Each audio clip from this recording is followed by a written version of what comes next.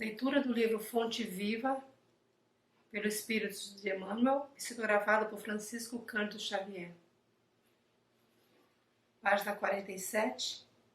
Não te perturbeis. E o mandamento que era para a vida, achei eu, que me era para a morte. Paulo aos Romanos, capítulo 7, versículo 10. Se perguntássemos ao grão de trigo que opinião alimenta acerca do moinho, naturalmente responderia que dentro dele encontra a casa de tortura em que se aflige e sofre. No entanto, é de lá que ele se ausenta, aprimorando para a glória do pão na subsistência do mundo. Se indagássemos da madeira com respeito ao serrote, informaria que nele identifica o algoz de todos os momentos, a dilacerar-lhe as entranhas. Todavia, sob o patrocínio do suposto verdugo, faz-se delicada e útil para servir em atividades sempre mais nobres. Se consultássemos a pedra com alusão ao buril, certo esclarecerá que descobriu nele o detestável perseguidor de sua tranquilidade. Aferi-la desapiedosamente, dia e noite. Entretanto, é dos golpes dele que se eleva aos tesouros terrestres, aperfeiçoada e brilhante. Assim a alma, assim a luta. Peçamos o aparecer do homem quanto à carne e providenciar talvez impropriedades mil. Ouçamo-lo sobre a dor e registraremos velhos disparates verbais. Solicitemo-nos que se lhe interne com referência à dificuldade e derramará fel e pranto. Contudo, é imperioso reconhecer que do corpo disciplinado, do sofrimento purificador e do obstáculo asfixiante, o espírito ressurge sempre mais afomeado, mais robusto e mais esclarecido para a imortalidade. Não te perturbes, pois diante da luta e observa. O que te parece derrota, muita vez é vitória. E o que te afigura em favor de tua morte é contribuição para o teu engrandecimento da vida eterna.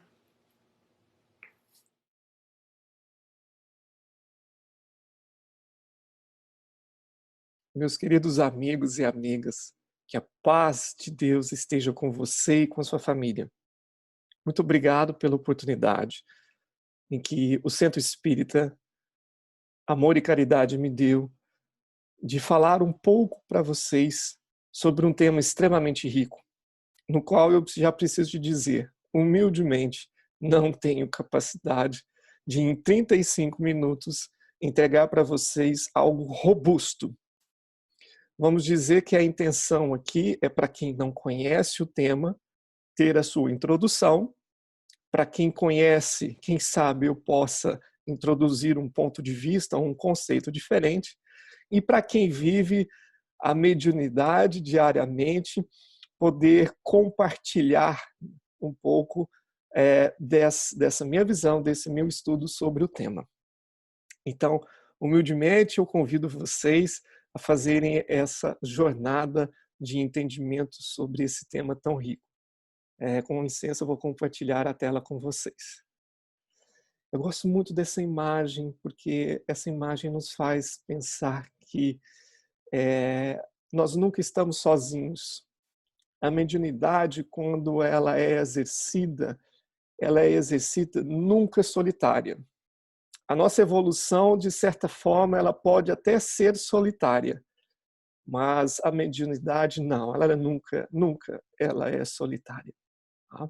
Então, para quem se sente sozinho, o caminho da mediunidade pode ser uma forma de você se sentir mais integrado ou participando de uma comunidade, mesmo que algumas pessoas não vejam, não escutam, não interagem. Bom, mas vamos lá.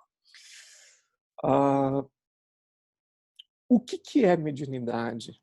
Se você perguntar o que é mediunidade, ou que se você pesquisar, você vai encontrar vários tipos de definições diferentes. Você sabe por quê? Porque a mediunidade, ela não é uma exclusividade do espiritismo. Para falar a verdade, a mediunidade esteve presente ou está presente desde que o homem é homem. A grande questão é que a mediunidade ela possui nomes diferentes de acordo com religiões, de acordo com as épocas ou de acordo com a forma que você aborda ela. Forma mística, forma religiosa, forma filosófica, forma científica. Se você perguntar para o médium o que é mediunidade, eu acredito que ele vai dizer para você algo assim. É uma experiência muito pessoal. É difícil de eu te escrever o que é. É difícil de eu desenhar o que é. É difícil até de compor uma série de sinfonia, uma sinfonia para te dizer o que é. É algo tão grande que eu não consigo te explicar, mas eu sei para mim o que é, porque eu vivo isso. Eu tenho certeza que essa é a resposta interna de muitos médiuns. Tá?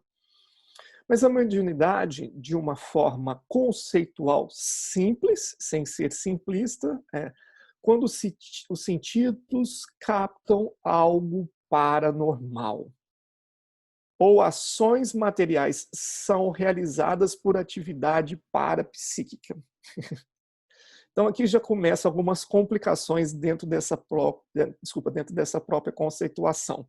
Quando os sentidos captam algo paranormal. Então, como um sentido humano, biológico, os 5 sentidos, né, existem aí algumas considerações para falar que o ser humano tem, na verdade, 6 sentidos, que seria a propriocepção, teria um 7º sentido, que seria a intuição, mas a paranormal é aquilo que está, se você pega e quebra a palavra gramaticalmente, é aquilo que está ao lado da normalidade, ou seja, aquilo que você não vê com normalidade, ou aquilo que você não escuta, aquilo que você não vive na normalidade.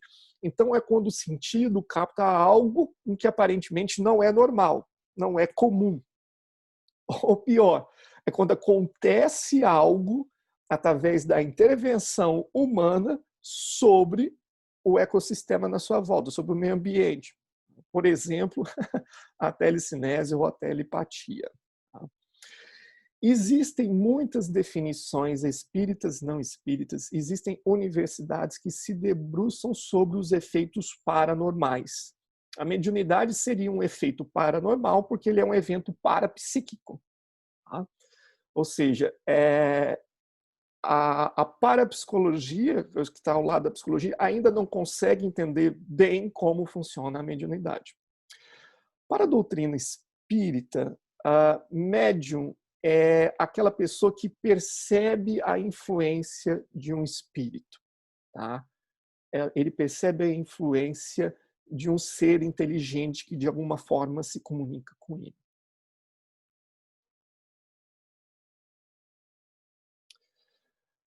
E aí vem uma pergunta óbvia. Mas vem cá, será que a mediunidade realmente ela existe? Será isso não é uma invenção? Será isso daí um atributo de mágica?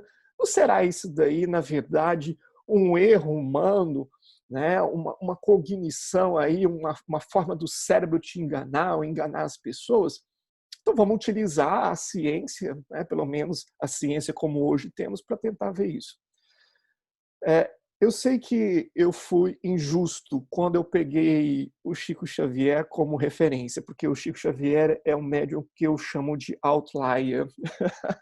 Outlier, ou seja, fora da curva. Ele é um médium que apresenta capacidades mediúnicas muito acima dos que, de certa forma, se tem registro e conhecimento. Não quer dizer que já houve médios com mais habilidades do que ele, ou bem próximos a ele, com certeza sim. Mas que a gente tem de conhecimento e que se expôs e não teve nenhum problema de se expor com isso, foi o Chico Xavier. A gente sabe que o Chico Xavier fez mais de 400 obras, né, mais de 450 obras, e mais de 1 milhão de cartas para familiares. Num estudo de inteligência artificial muito bem feito, pegou todas as obras do Chico Xavier, certo? E nesse estudo, utilizou-se um modelo de inteligência que foi o mesmo aplicado para o escritor português Fernando Pessoa, com seus acrônimos, os seus, na verdade, heteronômicos, né? E percebeu que as obras do Chico, as obras psicografadas de André Luiz, as obras psicografadas de Emmanuel e de tantos outros, na verdade, eram pessoas diferentes. Eram realmente escritas pensamentos diferentes. Se isso não fosse verdade, o Chico Xavier tem que ser considerado como o maior escritor literário que já passou pela humanidade, o maior de todos. Nem mesmo Fernando Pessoa estaria próximo a ele. Só para que vocês tenham uma ideia, nesse estudo de inteligência artificial, houve uma diferença de quase 60% entre um autor e o outro, e Fernando Pessoa só teve 12% de diferença. Né? E as pessoas acreditavam realmente que os heteronômios de Fernando Pessoa eram pessoas diferentes. Então, nós percebemos que a complexidade da maneira de se escrever, de pensar, de se expor, é semelhante à diferença humana. Nós temos uma diferença aproximada do que a máquina pegou com o Chico Xavier. Tudo bem? Um outro estudo feito pelo Dr. Paulo Rossi, na sua tese de doutorado pela USP, confirmou que 93,3% das pessoas que visitavam Chico Xavier não conheciam, nunca o tinham visto. Né? Nem o Chico nunca tinha visto essas pessoas. Isso é um pouco óbvio, né? Mas 63% aproximadamente das mensagens mostravam mais de 6 fatos reais. Eu nunca vi uma pessoa, mas eu te conto 6 características, 6 atributos ou 6 acontecimentos em que existiram. E não só isso, 71% dessas 1 milhão de cartas, né, mais de 1 milhão de cartas, continham informações detalhadas das pessoas falecidas, que foram todas confirmadas pelos familiares. Bom, isso é uma prova indubitável de que existe sim alguma forma de comunicação. Isso não pode ser feito ao acaso. Tá? Se isso fosse possível de ser feito ao acaso, nós teríamos aí vários Chico Xavieres, tá? Fazendo apresentações de palco no mundo inteiro. Isso a gente não consegue. A doutora Beischel, né, do Windbrow Institute, aqui no Arizona, fez um estudo quíntuplo cego, que é um estudo altamente qualificado, e encontrou naqueles médiuns que receberam as informações falecidas, comunicações espirituais, 99% das informações que foram passadas eram informações correspondentes àquela pessoa falecida. Quíntuplo cego quer dizer assim, que ninguém nunca viu. Quem fez o teste nunca viu a pessoa que era o médium, quem era o médium nunca viu a pessoa com quem estava querendo comunicar, e nunca viu o familiar, e ninguém nunca viu ninguém. Tá? Então, existe sim uma forma de comunicação entre as pessoas encarnadas e desencarnadas. Tá? Então, existe verificação científica, sim. Ninguém nunca voltou para falar. Não fala mais essa besteira, porque voltou sim. E já tem estudo científico, desculpa falar assim, mas tem estudo científico demonstrando que isso já aconteceu, sim, e já aconteceu milhares e milhares de vezes. Existem bases biológicas para a mediunidade? Foi muito interessante que nós precisávamos de um espírito, tá? No qual se deu o nome de André Luiz, para nos explicarmos que sim, existem bases biológicas para isso. André Luiz, com certeza, né, com a sua formação médico-científica, ele se detalhou dentro das suas obras, né, caminhos da mediunidade, mecanismos da mediunidade, sugiro vocês para lerem.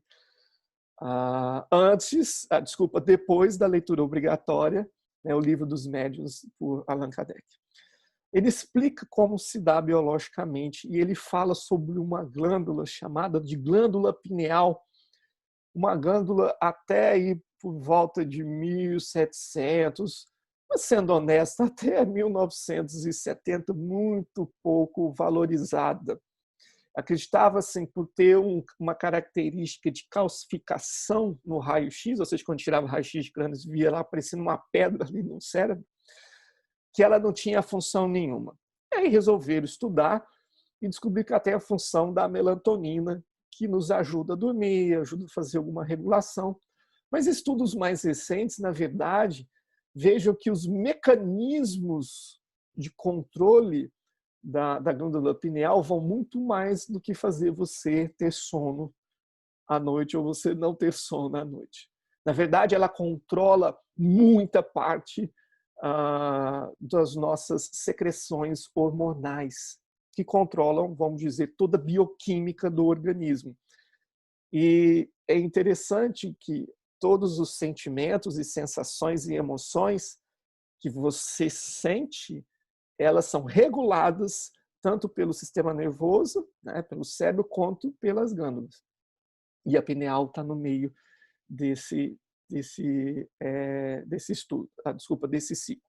É interessante que, na verdade, o Dr. Paulo Sérgio, do Brasil, nos seus estudos microscópicos da glândula pineal, viu que, na verdade, não é que tinha cálcio na glândula pineal, na verdade, são os cristais chamados de apatita. E dentro desses cristais de apatita tem até urânio que faz bomba, urânio que faz aí gerar a energia nuclear. Tá? Então, na verdade, que a glândula pineal, ainda cientificamente falando, ela é uma glândula em descoberta. Né? Ela parecia estar lá no cérebro por nada, mas, falando em mecanismos de mediunidade, ela está ali no cérebro para tudo. Ela é uma parte essencial. É interessante porque o câncer da glândula pineal apresenta modificações de comportamento importante. Bom, se ali está... Então, isso quer dizer que se alguém mexer alguma coisa, ou se tiver alguma doença ali, será que vai ter, então, umas simulações de efeitos mediúnicos? Existem alucinações, sim, existem mudanças de comportamento. Então, parece que ela é muito mais do que uma secretora. Parece que ela tem tudo a ver com comportamento e com visões, vozes e assim por diante. Bom, a pergunta é, não seria a mediunidade uma doença? Se ela está ali, será que isso não é uma desregulação da glândula pineal e, consequentemente, uma doença que deveria estar aí nos diagnósticos médicos? E aí é interessante porque esses dois pesquisadores, o Kay e o Sandik, encontraram uma correlação positiva entre alterações na pineal e esquizofrenia, ou seja, quanto menor a pineal, mais próximo do diagnóstico de esquizofrenia a pessoa tinha. E outros estudos ainda estão se debruçando para isso. Ou seja, a esquizofrenia é quando a pessoa vê coisas, escuta coisas, e ela acredita fielmente naquilo, ela se comporta como uma pessoa que acredita. Parece um tanto quanto mediunidade quando você começa a perceber. Né? Mas a diferença principal é que esse tipo de alucinação ela não é estruturada, ela não é organizada, tá? Como é, por exemplo, na atividade mediúnica.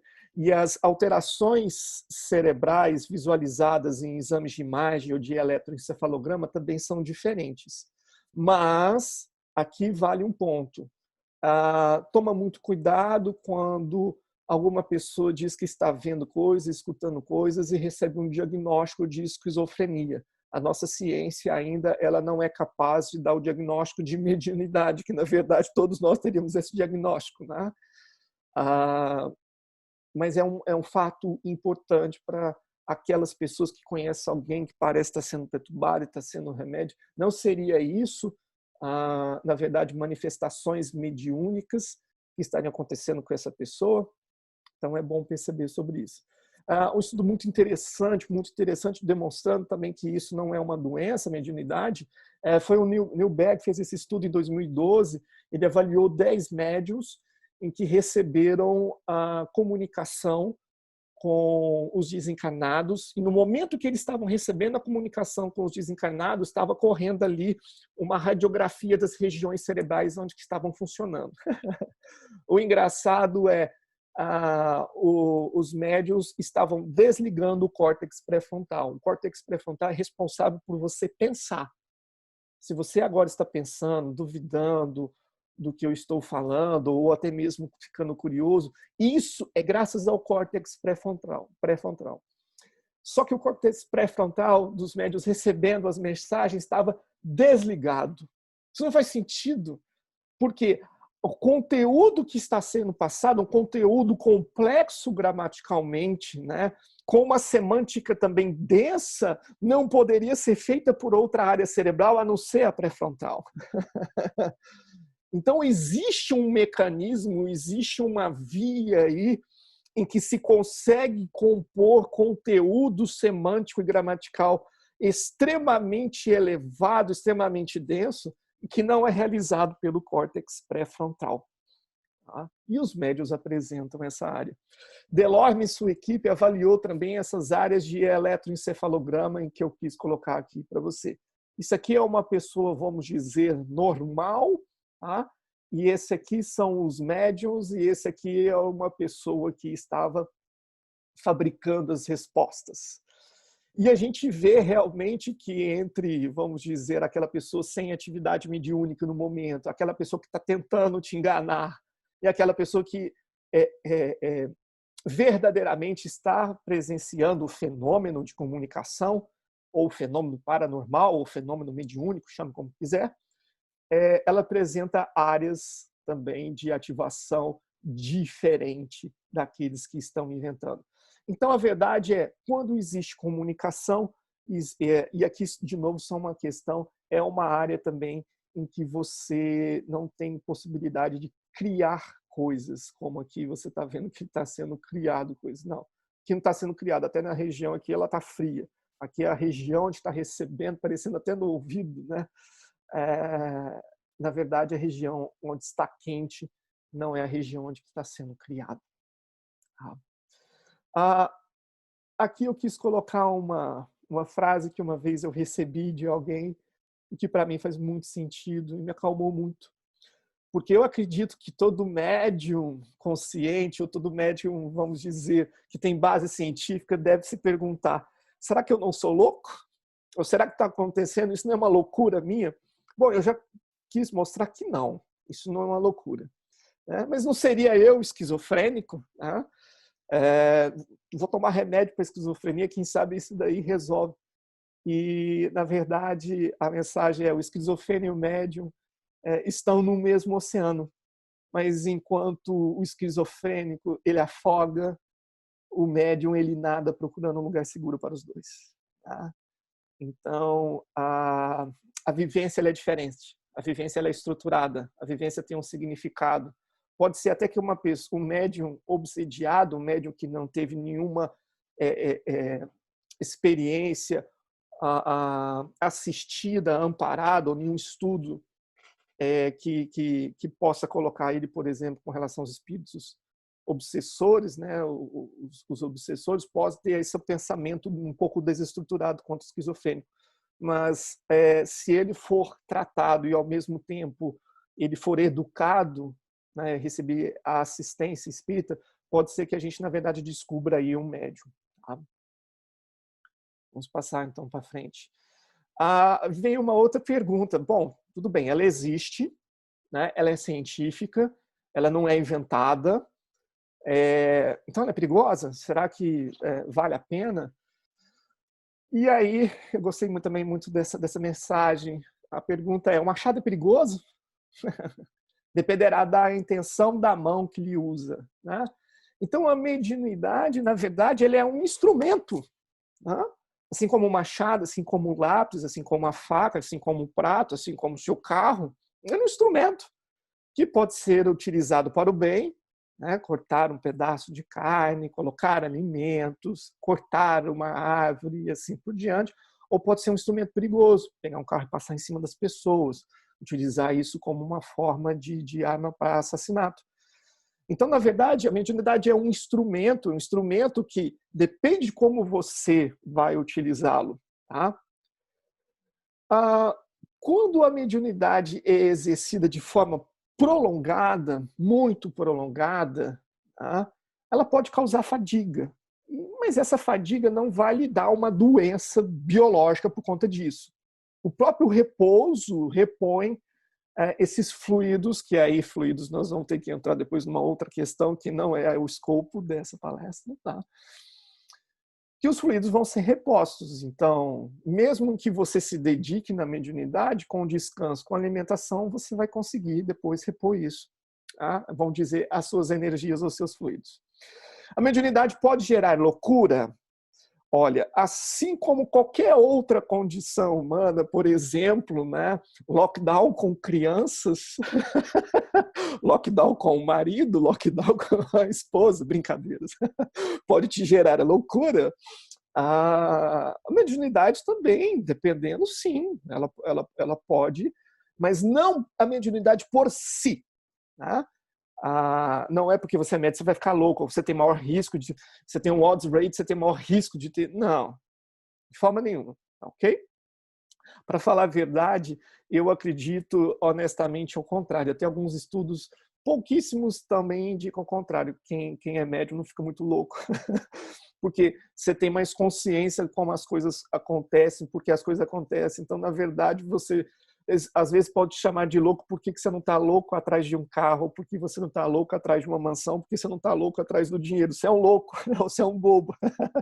Na verdade, o médium toma uma consciência maior porque ele está mais em contato com o mundo não material, e aí as coisas começam a fazer um outro sentido, que para as pessoas ainda muito ligadas, o mundo material não faz muito sentido. Correto? Eu quis colocar esse ponto. Crianças não devem ser estimuladas a desenvolver a mediunidade. Eu vou ajudar agora o meu filho de 7 anos a desenvolver. Ele está conversando com o espírito. Vamos lá no centro espírita. Vamos. Não vão fazer isso. Olha, mas meu filho, ele de certa forma, ele é ostensivo, né? Ele vê, ou ele escuta, ou ele fala. Age normal, tá? Eu sei que aqui nesse momento não é o momento para a gente falar um pouco sobre a gente, mas eu fui um médium desde criança, médium extensivo que escutava e sentia as coisas e sempre tratei com extrema naturalidade as coisas. E várias crianças que foram médios, o próprio filme do Divaldo Franco, para quem pode ver, você vê que trata com naturalidade, trata com normalidade. Então, não se preocupem, tá? Quem precisar desenvolver, isso eu vou falar daqui a pouco, vai desenvolver. Tá?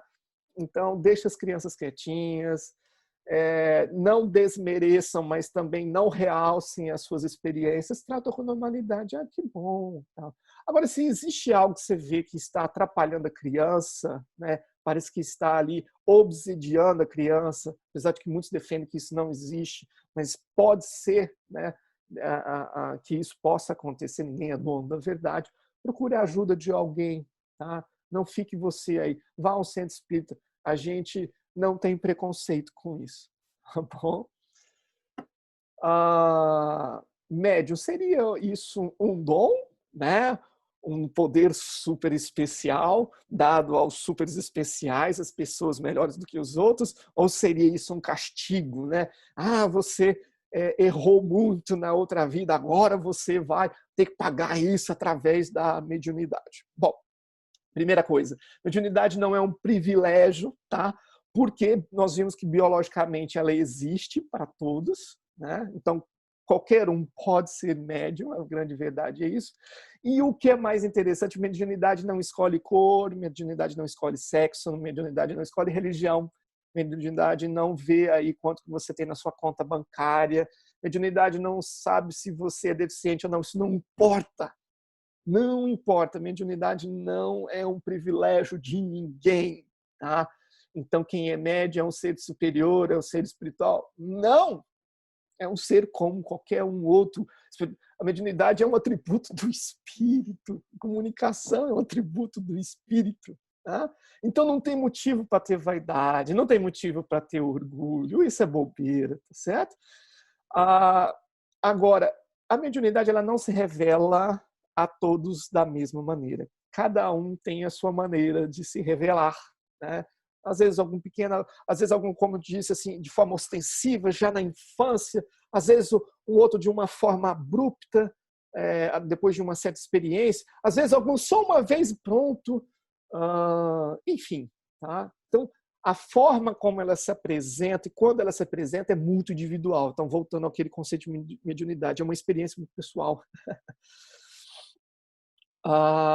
Só que a gente percebe que quando essa mediunidade ela acontece de forma muito precoce, acontece de forma ostensiva, provavelmente aquele indivíduo, aquela indivídua, ela tem uma missão, seja para ela, seja uma missão pessoal, de evolução pessoal, né? Já que um dos objetivos da mediunidade é justamente a evolução pessoal, ou seja, através da ação da mediunidade como uma forma de missão comunitária, entregando aos outros algo, como, por exemplo, os médiuns de cura, né? Como o Jefferson Viscari, desculpa, o Jefferson não, o Roberto Barbosa, que vem das palestras aqui no Centro Espírita. Ele é um médium de cura, tá? Que já teve aí a sua missão. Mas, principalmente, é dom ou castigo, não é nenhum dos dois, é uma oportunidade. É uma oportunidade que você tem.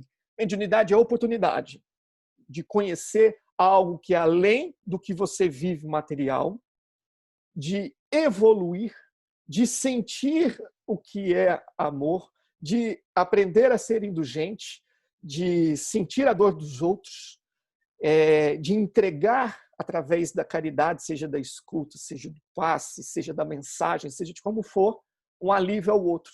Então é uma grande oportunidade. Okay? A eclusão da mediunidade, desculpe aqui, a imagem está muito feia, mas você vê que ela pode ser, a mediunidade ela pode eclodir, ela pode aparecer de forma espontânea, mas por que isso? Por que está acontecendo só isso agora? Né? Mas quando ela é de forma espontânea, normalmente ela não causa desconforto.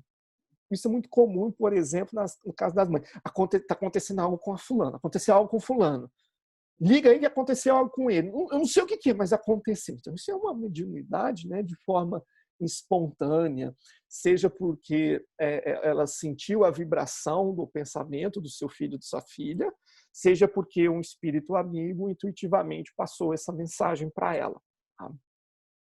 Provacional, né, de provações. Então, o médium apresenta alguns descompassos emocionais ou alguma alteração física, algum evento que acontece em sua vida e, a partir disso, ele começa a experimentar, seja calafrios, mão formigando, pensamento parece que não é dele, sensação parece que não é dele, parece que está escutando o pensamento dos outros, começa a ver coisas que parece que não existe, começa a ver vulto, né? Começa a ver.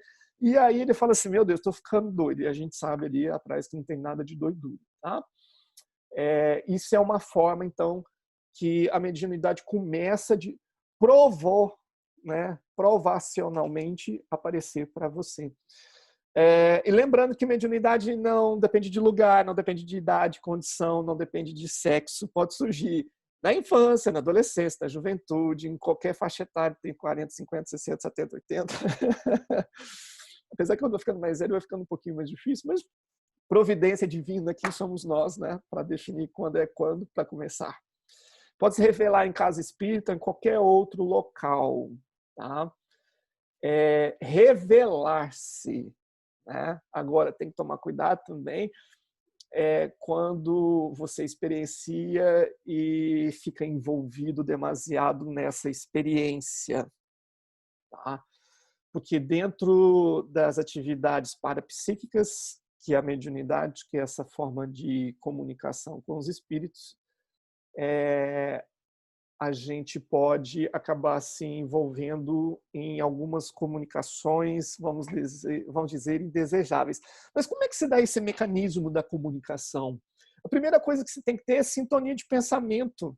Então, aqui já te dá uma primeira dica. Se você tem mau pensamento, e eu não sou juiz, ninguém aqui é juiz, todo mundo sabe o que é um mau pensamento, né? Ou para aqueles que ainda têm uma dificuldade, né? O que é um mau pensamento? Pergunta se Cristo estaria pensando nisso? Jesus Cristo estaria pensando nisso? Então, provavelmente, se não estaria pensando, deve ser um pensamento equivocado, né? No mínimo. Tá bom? Então, se você tem bons pensamentos, você vai atrair pessoas de bons pensamentos. Se você tem maus pensamentos, você vai atrair pessoas de maus pensamentos. Lembrando que espíritos são pessoas, né? Pessoas boas, pessoas interesseiras, pessoas materialistas, pessoas com determinados tipos de desejos não tão legais e assim por diante, né? Ou desejos legais. Então, primeira coisa que você tem que ter é a sintonia de pensamento. Aquela pessoa que quer comunicar com você e você tem que ter uma sintonia de pensamento. Então, aqui a gente fala que tem que ter uma afinidade fluídica, ou seja, nós temos que elevar a nossa vibração. E essa questão da vibração ela é muito ampla. De novo, a gente entra no problema aí das definições. Tá? Então, uma forma de se elevar bem a vibração é rezar, é orar. Mas não é orar, Nossa Senhora, não. É orar de coração, é conversar com Deus, se você tem essa facilidade, é conversar com Jesus, se você tem essa facilidade, é conversar com o seu anjo da guarda, se tem essa facilidade, é conversar com Nossa Senhora, se você tem essa facilidade, é conversar com quem, aquela entidade na qual você tem a ligação. Porque você quer se conectar com alguém maior, e quando você conecta, você aumenta a sua vibração. Quando você aumenta a sua vibração, obviamente, você possibilita também que aquela pessoa que está naquela outra vibração, que é uma vibração não materializada, né, que é uma energia mais sutil, possa também se adequar para conversar com você. E aí tem uma afinidade fluídica, tá? Vamos assim dizer, em que uma vibração entra na faixa de vibração da outra. E aí tem a aproximação do comunicante, que os médios normalmente sentem ou um frio, ou o coração acelerado, ou um choque, ou um tremor, e assim por diante. É uma experiência muito individual. E aí tem a próxima fase, que é a fase da aceitação, onde acontece o evento mediúnico. E o que seria essa exteriorização do evento mediúnico? A exteriorização do evento mediúnico pode ser uma exteriorização física, por exemplo, que aconteceu de forma muito persistente no começo do Espiritismo, em 1800, em que você tinha mesas que giravam e você tinha barulhos que batiam, barulhos, mesas, toques. Então, assim, teve que existir aquele tipo de mecanismo físico para que as pessoas, nessa transição aí do iluminismo, do renascentismo, que a ciência crescia como uma entidade, vamos dizer, mais verdadeira na resposta e mais democrática e liberta, ela pudesse entregar aí evidência de que havia algo que não era normal acontecendo, como uma mesa girar, uma mesa pesada, que você precisa de 2, 3 pessoas para carregar, ela começa a subir no ar sem mais nem menos, isso não faz sentido, né? E essa movimentação ela só existia, e ela só existe porque ainda existem médiuns de efeito físico, tá? Quando você tem a presença do médium. Por quê? Porque o espírito precisa de, vamos dizer, nesse momento, de novo, não o escopo, mas o espírito precisa do fluido que nós temos, o fluido material que nós temos para agir sobre a matéria. E tem as exteriorizações de forma inteligente, que são as comunicações. Existe um médium desenvolvido ou em desenvolvimento, existe um médium imaturo, existe um médium evoluído, existe um médium com várias habilidades. Quais são essas habilidades? Então, já vou aqui aproveitar. Pode ser como os médios que sentem, são sensitivos, os médios auditivos que escutam, os médios sonâmbulos, os médiums videntes, os médiums curadores, os médiums que escrevem, os médiums incorporadores. Tá? Então, esses médiums são médiums que têm a comunicação com uma inteligência, né? E esses tipos de comunicações elas podem ser ostensivas, ou seja, você tem horário para fazer, você tem dia para fazer, você tem uma rotina para fazer, e essa questão da rotina ela é importante, né? Se você fuma, se você bebe, se você leva uma vida desregrada, obviamente você está numa vibração que não é uma vibração legal, então você vai fazer o que? Um encaixe, né, perfeito aí, com espíritos com a tua mesma vibração, com o teu mesmo pensamento. Por isso que quem quer O médium ostensivo, ele tem uma série de regras em que ele segue, e aí você já vê que não é para ele, é para o outro. Tá? Existem os médiums conscientes, e nessa parte de médium consciente, eu acho que é importante falar sobre o animismo. O animismo é quando existe ou personismo também, é quando existe na comunicação uma parte sua. Quando o médium é menos desenvolvido, vamos dizer, mais iniciante, o animismo ele é grande, né? Então, o próprio Chico Xavier, que é aquilo que eu disse para vocês, ele é um outlier, ou seja, ele é um médium meio fora da curva, né? A gente não acha Chico ali na esquina. Ele próprio falava que tinha animismo, então se ele está falando que tem animismo, quem somos nós, né? Aspirantes a médio ou médio sêniores, né? Então o animismo ele é presente, e às vezes esse animismo é onde que surgem determinadas dúvidas sobre o evento mediúnico, tá? Dúvidas do médium ou dúvidas daquele que está olhando ou que está recebendo. Isso é comum, isso é aceitável, né? Se eu te passar agora uma passagem aqui, pode ser uma passagem bíblica, uma passagem do Evangelho segundo o Espiritismo, e pedir para você passar para uma outra pessoa, você vai colocar algumas palavras, algumas coisas suas na comunicação. A gente faz isso naturalmente.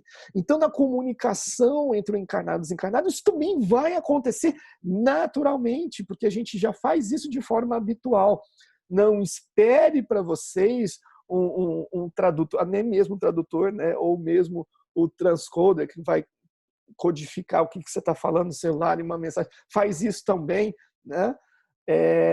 Então não espere também isso durante as comunicações, não espere algo perfeito, não espere um relatório policial na comunicação, né? Principalmente para aqueles que ainda são céticos quanto à comunicação.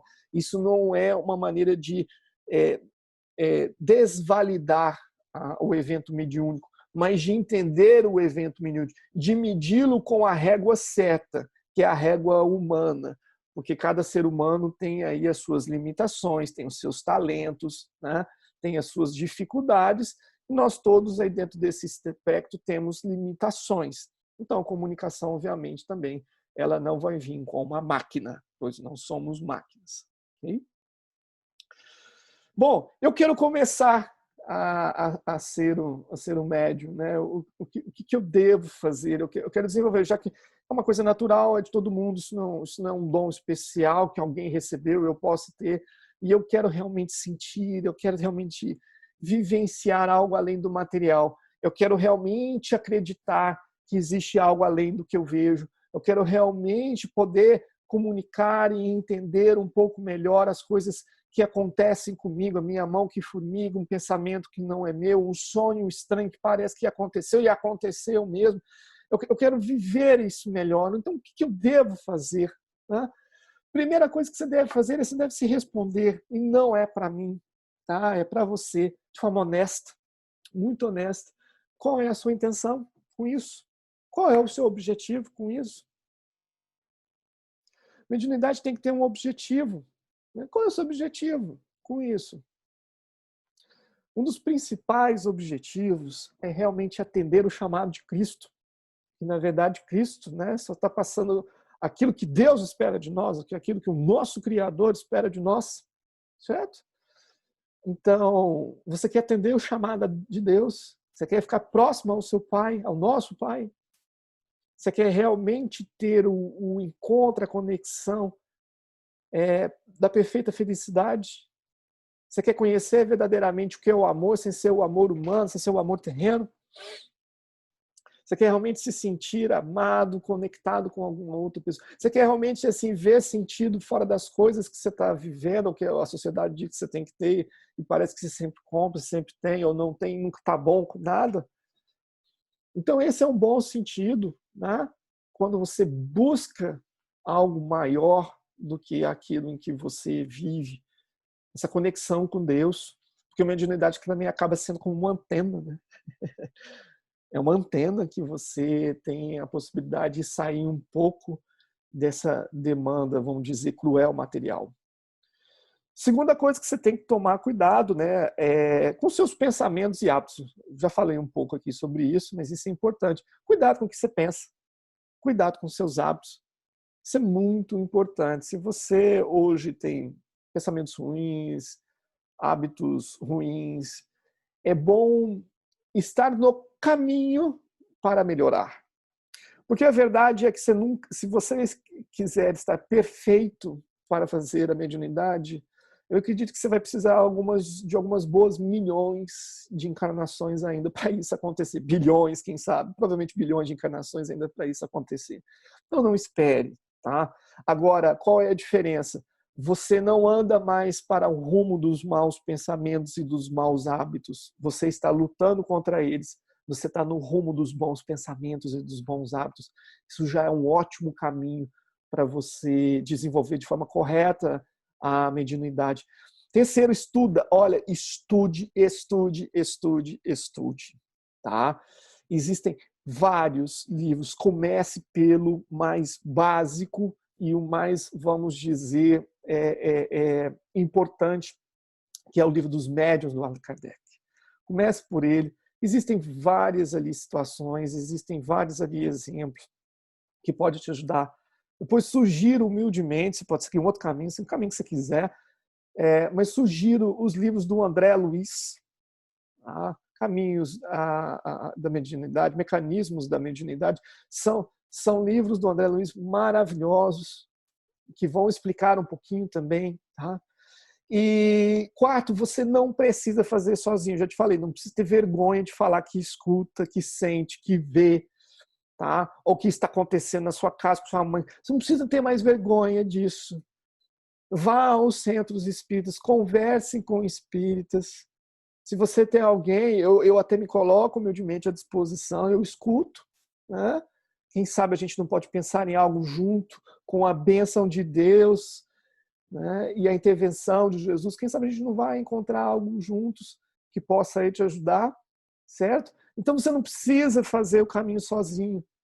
E se a gente fizer isso ainda em centros espíritas ou em grupos espíritas, que sejam grupos agora virtuais, sejam grupos espíritas onde cada um possa expor a sua experiência, que não exista doutrinação absoluta, mas que existe o compartilhamento de experiências, em que existe liberdade de exposição, mas que existe a vontade de estudar, de entender, que existe também o afinco em fazer a coisa acontecer, indulgência, saber perdoar o outro, né? E principalmente o desejo de transformar aquilo em caridade, porque, como está no Evangelho segundo o Espiritismo, um dos seus últimos capítulos, não cobre daquilo que você recebe de graça. Tá? Você consegue. Tá? Então, se você hoje sente que ou você vê, ou de alguma forma você se vê impelido a seguir, vamos fazer tudo no seu tempo, tudo da sua maneira, mas tem que ter o quê? Vontade, tá bom? Vontade, principalmente de seguir os desígnios de Deus. Então, Deus nunca lhe pede, se você de alguma forma vive a mediunidade, mas ainda não vive ela de uma maneira clara, ou isso te confunde, ou de certa forma isso te traz algum tipo de mal-estar, porque você não consegue compreender. Deus nunca lhe pede aquilo que você não pode entregar. Então você pode entregar. O que às vezes está faltando é o quê? Vontade própria de fazer. Tá bom? Eu paro aqui de fazer o compartilhamento e espero poder ter agregado um pouco hoje com essa, vamos dizer, bate-papo. Tá?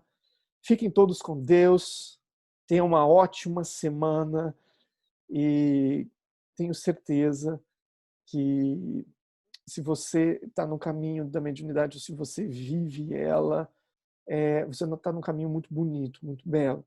Obviamente que exige esforço, obviamente que exige vontade, tá? Mas com certeza é uma forma muito bonita que a gente tem de praticar os ensinamentos de Deus, os ensinamentos de Jesus. Se não fosse assim, todos nós não teríamos desculpa essa dádiva que é a mediunidade. Muito obrigado.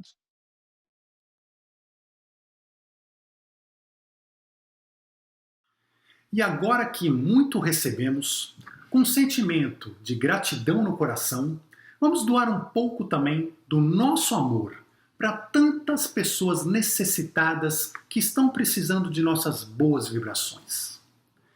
Então vamos primeiro nos conectar à espiritualidade superior.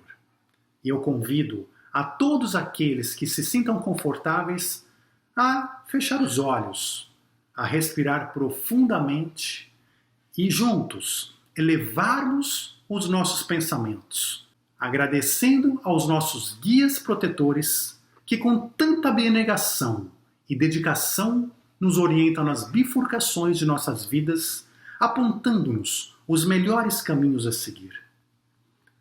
Agradecemos também os mentores amigos desta casa de amor e caridade, que nos dão oportunidade de estudo e de crescimento, que abrem portas para a nossa expansão de consciência e para a nossa cura interior. Agradecemos ao nosso Mestre Divino, Cristo Jesus, que com amor, exemplos e paciência nos mostra o caminho reto e direto ao Pai Maior. Agradecemos ao Criador por nossa existência, pela oportunidade de sermos a cada dia maiores e melhores nessa espiritualidade de amor e sabedoria infinitos. E com nossos pensamentos no alto, unidos, roguemos a Deus Todo-Poderoso que o seu amor se espalhe pelo universo, envolvendo o nosso amado planeta Terra, trazendo paz, equilíbrio, consolo, perdão e amor, ensinando-nos o respeito e a compaixão pelo nosso semelhante, não importando sua raça, credo, cor, nacionalidade ou partido político, conscientizando cada um da importância do respeito pela vida, pelos direitos, pela solidariedade e justiça. Oremos para todos os líderes mundiais, para que estes governantes possam tomar decisões pautadas em sabedoria, fraternidade, amor, compaixão, interesses planetários e humanitários. Que sejam instrumentos vivos de vossa vontade sobre a Terra. Vibremos também por todos os políticos de quaisquer escalões, para que se inspirem no caminho da concórdia e da transformação benéfica das nossas realidades. Queremos pedir em especial por nossa terra, Mãe, o Brasil.